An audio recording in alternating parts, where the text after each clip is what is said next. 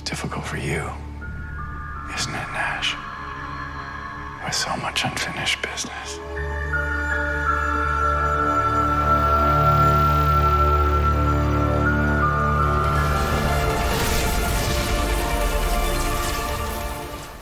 Welcome back, everyone. It's Charlie. This is going to be my Flash Season 6, Episode 12 video. They just introduced Sue Dibney on the TV show, and we got our new version of Mirror Master finally realizing their powers, so we'll break it all down. If you're new to the channel, we're doing a Flash Ring giveaway. All you have to do to enter is be a subscriber and leave your favorite moment from the episode on the video. We'll just do top 10 WTF and Easter eggs. Careful for spoilers if you have not seen the episode yet. We'll start with number 10. Iris inside the mirror dimension, meeting the new Mirror Master. They kind of explain the mechanics of what's going on, how long she's been trapped in there, when she got trapped in there, and then she sort of discovers her powers through the course of the episode.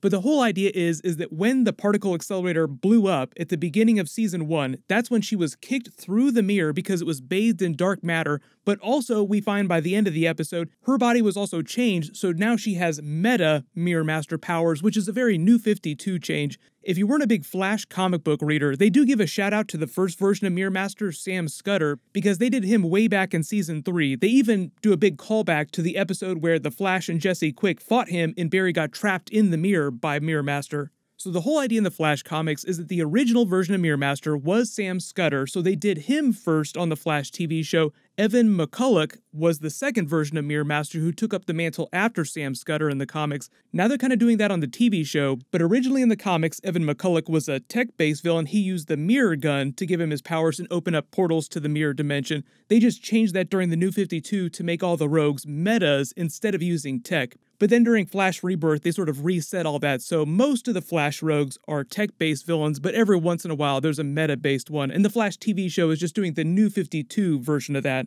You can kind of see her go full-blown crazy through the episode, so I think this is them just providing a really rich backstory for her in a tragic villain arc, so that when she does go full comic book Mirror Master and becomes a big villain during the season, it makes a little more sense how she got to that point. But number 9 WTF, the Lex Luthor newspaper, Crisis on Infinite Earths Easter eggs, and Earth Prime stuff. So you just see Lex Luthor, Supergirl, and all the combined Earth stuff going on in the background on other TV shows. It would only be natural that the people on The Flash would be talking about stuff that's happening in other parts of the world on the other TV shows. Really good example is Cisco, now in the Earth Prime reality, the new version of the timeline, being a really big Superman fanboy. Of course he would grow up being a Superman fanboy if he grew up on an Earth that had a Superman. Barry also complains about feeling a little sore after last week's terrible episode. He's probably sore, one, because the episode was terrible, but also because it's set up for the storyline, the death of the Speed Force, that they're going to culminate in the Wally West return, which will be episode 14 this year. So all the Barry weird Speed Force power glitches and all that stuff, that'll all be explained during the Wally West episode, but it's all leading up to something. But number 8 WTF, fake Iris is trying to steal the mirror gun for some reason. So remember, she's a mirror copy of Iris from another dimension, so we're not really sure if she's evil, what her goal is. They're just sort of setting up the idea that she's trying to pull a fast one on Barry for some strange reason. There's a big callback to the Starchives where they keep all their gear from previous adventures and seasons that will eventually form the bulk of the Flash Museum. So in the future timelines when we would go visit the Flash Museum like last season, all that gear, all that stuff is stored in this warehouse.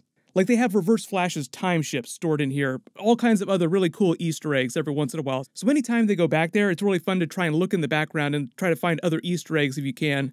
Number 7 WTF, meet Sue Dibney. So they finally introduced the character on the show. They've been talking about her since the end of Season 5, but they set her up in this very James Bond, Jason Bourne type of way, secret agent movie where she saves Ralph from this big explosion, and they try to set her up like this very Catwoman-like character. They're one of DC Comics' most famous or most infamous relationships, so they're just trying to establish that chemistry between the two of them and let you know that they're not going to be getting together right away or anything like that. I think it'll pay off bigger in the end. But I do already think that they have better chemistry, those two actors, than a lot of the other couples, quote-unquote, on the Flash TV show, or a lot of the other DC TV shows for that matter. So even though this actress seems really, really young, I am kind of happy with the chemistry that they have together. So regardless, I think it'll wind up being a pretty interesting storyline.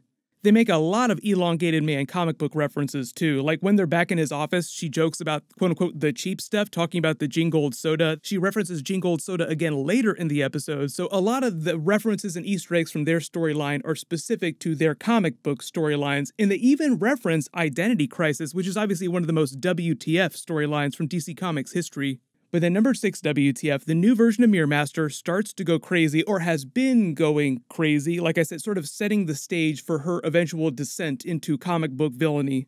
All I could think about when she started to get those nervous tics was Homer Simpson during the Shining episode of The Simpsons. No beer and no TV make Homer go crazy, and then he just starts chasing the family around.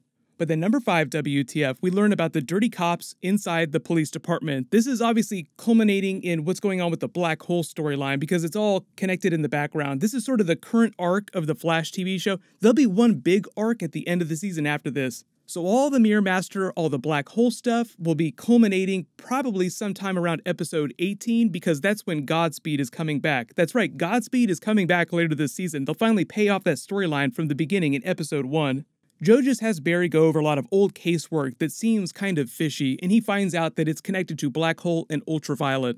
Number 4 WTF, Iris and the new Mirror Master try the Season 3 Mirror Master Sam Scudder fix when they had to get Barry out of the mirror, but it completely shatters it. I did like the takeaway, like, oh, nope, this definitely isn't going to work, but it just served as an intro for the new version of Mirror Master to realize her meta abilities. I will be interested to see how they use this in later episodes once she goes full comic book villain, and I am curious to see because she talks about watching her husband for the last 5 to 6 years slowly move on past him, and obviously he's a big villain now connected to Black Hole or a big part of Black Hole. So it'll be fun to see if she tries to wind up taking him down in the end by trapping him by himself inside the mirror dimension, because she kind of implies that being trapped in here by herself for the last couple of years is almost worse than death.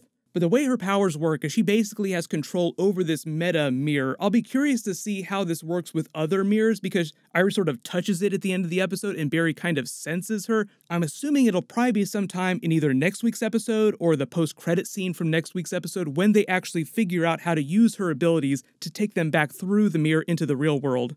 Like I said, all this Mirror Master stuff that's going on is just the current arc of the Flash. It's not going to last till the end of the season, so her as a villain, or eventually maybe turning into a villain, probably won't last more than 6 or 7 episodes total. I'm assuming that they'll sort of transition when Godspeed eventually comes back to the show, and that'll be the final arc and the big final villain of the season, if it's not Godspeed or Reverse Flash. Everyone's still holding out hope that Red Death is going to wind up being one of the big villains by the end of the season.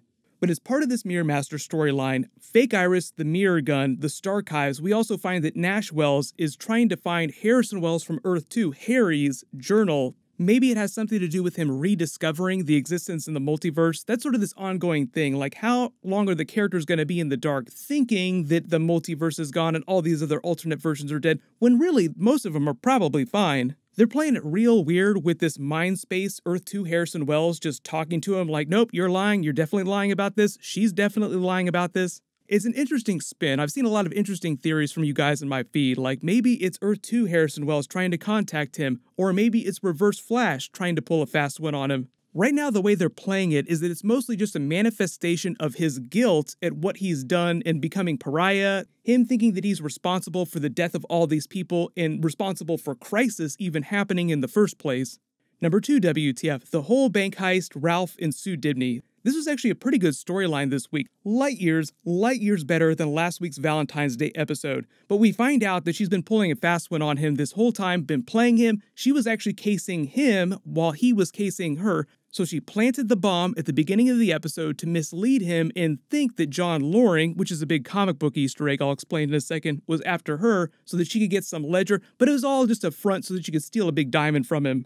But the big comic book Easter egg for John Loring is actually for the Identity Crisis storyline in the death of Sue Dibney. So what happened is that Jean Loring, who was the former wife of the Atom, the Ray Palmer Atom, wound up accidentally killing Sue Dibney, then trying to cover up the crime, and Identity Crisis was then trying to figure out what was behind it. Was it one of the Justice League villains that wound up killing Sue Dibney? But the big shock was that it was Jean Loring, so they obviously made that John Loring, when she says that he's after me, he's my former boyfriend, it's just a reference to that Identity Crisis storyline. But number 1 WTF, we find out she was also lying about wanting to steal the diamond because she just felt like stealing it. She's really casing Black Hole, and it has something to do with that storyline. So it sounds like she's also trying to take down Black Hole on her own, too. So if you're confused about what's going on with Sue Dibney's storyline, she's not an evil person, she's more of an anti-hero. They're playing it in a very Catwoman, Batman-like relationship, where you have a hero, like Elongated Man, falling for an anti-hero who's sometimes on the wrong side of the law, but they have a very playful relationship,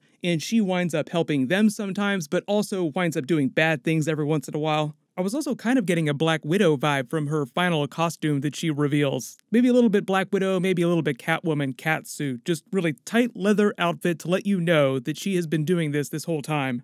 So obviously it's a big change from the comic book version of Sue Dibney, but they want to turn her into a more interesting character. There just wasn't a whole lot going on with the comic book version of her character other than being a damsel in distress, so I'm totally fine with them changing that part of her comic book backstory. But the big idea is that next week, they're bringing back Gorilla Grodd and Solivar. It's going to be a really huge episode. Obviously, Gorilla City is now on Earth Prime in Africa. So they're going to have some fun playing with the idea of Earth Prime's Gorilla Grodd, who's a little bit different from the other versions of Gorilla Grodd we've seen before. I'll try to do a trailer video for that sometime tomorrow. But everyone click here for my Batman teaser trailer and Easter eggs video for the new Robert Pattinson Batman, and click here for my brand new Venom 2 Carnage first look video. Thank you so much for watching. Everyone stay awesome.